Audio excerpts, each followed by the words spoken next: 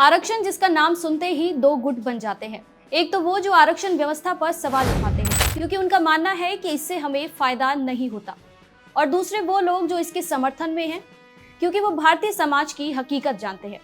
इन दिनों आरक्षण पर एक बार फिर बहस शुरू हो गई है। दरअसल देश की सर्वोच्च अदालत ने आरक्षण को लेकर बड़ी टिप्पणी की है। सुप्रीम कोर्ट ने इस टिप्पणी के साथ साफ कहा है कि आरक्षण 50% से ऊपर नहीं जाना चाहिए। सुप्रीम कोर्ट ने कहा कि हमने कभी 50% से ज्यादा आरक्षण की इजाजत नहीं दी है। आरक्षण 50% से ऊपर कैसे जा सकता है? महाराष्ट्र ने ओबीसी आरक्षण पर हमारे आदेश का गलत मतलब लगाया। आरक्षण पर सुप्रीम कोर्ट की यह टिप्पणी महाराष्ट्र स्थानीय चुनावों में ओबीसी आरक्षणों से जुड़े मामले में आई है। सुप्रीम कोर्ट में जस्टिस सूर्यकांत और जस्टिस जयमाल्या बागची की पीठ ने महाराष्ट्र के स्थानीय निकाय चुनावों में ओबीसी आरक्षण को लेकर राज्य सरकार पर यह गंभीर टिप्पणी की है। इस पर महाराष्ट्र सरकार की तरफ से सॉलिसिटर जनरल तुषार मेहता बोले कि चुनावी प्रक्रिया बहुत आगे बढ़ चुकी है और नामांकन अगले दिन से शुरू होना है। लेकिन जस्टिस सूर्यकांत ने दो टूक कहा कि हम चुनाव रोकना नहीं चाहते, पर संविधान की सीमा तोड़ना भी स्वीकार्य नहीं किया जाएगा। जस्टिस सूर्यकांत ने आगे कहा कि अगर राज्य को समय चाहिए तो नामांकन स्वीकार करने की प्रक्रिया रोकनी पड़ेगी। इस पर सॉलिसिटर जनरल मेहता ने आश्वासन दिया कि अब जो भी कदम उठाए जाएंगे वे अंतिम आदेशों के अधीन रहेंगे। इस पर अगली सुनवाई 19 नवंबर को होनी है। इसके अलावा भारत के मुख्य न्यायाधीश BR गवई ने रविवार को आरक्षण को लेकर एक और अहम बयान दिया।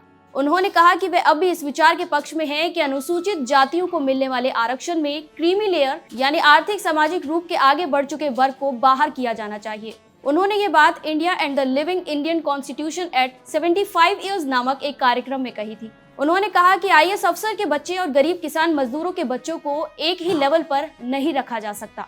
उनका कहना था कि आरक्षण का लाभ उन लोगों तक पहुंचना चाहिए जिन्हें इसकी सबसे ज्यादा जरूरत है। इसके लिए CGI ने इंदिरा साहानी मंडल आयोग मामले का हवाला दिया और कहा कि जैसे ओबीसी समुदाय में क्रीमी लेयर की पहचान की जाती है, वैसे ही यह व्यवस्था SC समुदाय के लिए भी होनी चाहिए, भले ही इस विचार की काफी आलोचना हुई हो। इसके बाद उन्होंने मुस्कुराकर कहा कि न्यायाधीशों को आमतौर पर अपने फैसलों का बचाव नहीं करना चाहिए और मेरे पास रिटायरमेंट तक सिर्फ एक ही हफ्ता बचा है। जस्टिस BR गवई की इस टिप्पणी से पहले की बात करें तो CGI गवई आरक्षण में वर्गीकरण के पक्ष में फैसला देने वाली संवैधानिक पीठ के भी सदस्य थे।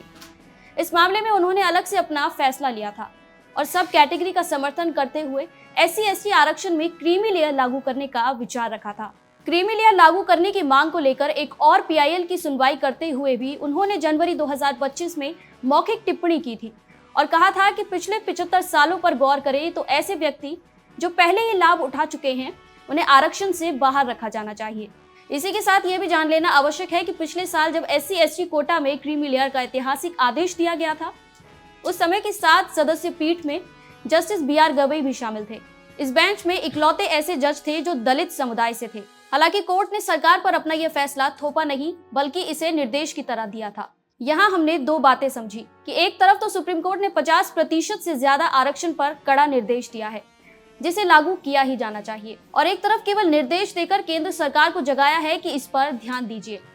यहाँ फर्क सुप्रीम कोर्ट की शक्तियों का है, क्योंकि जब संविधान के खिलाफ कोई बात आती है तो वह कड़ा निर्देश दे सकता है, और अगर बात किसी के कानून के संबंध में PIL की हो तो वह केवल सरकार को निर्णय लेने के लिए कह सकता है। ऐसा इसलिए क्योंकि कानून बनाने की शक्ति केवल संसद के पास है।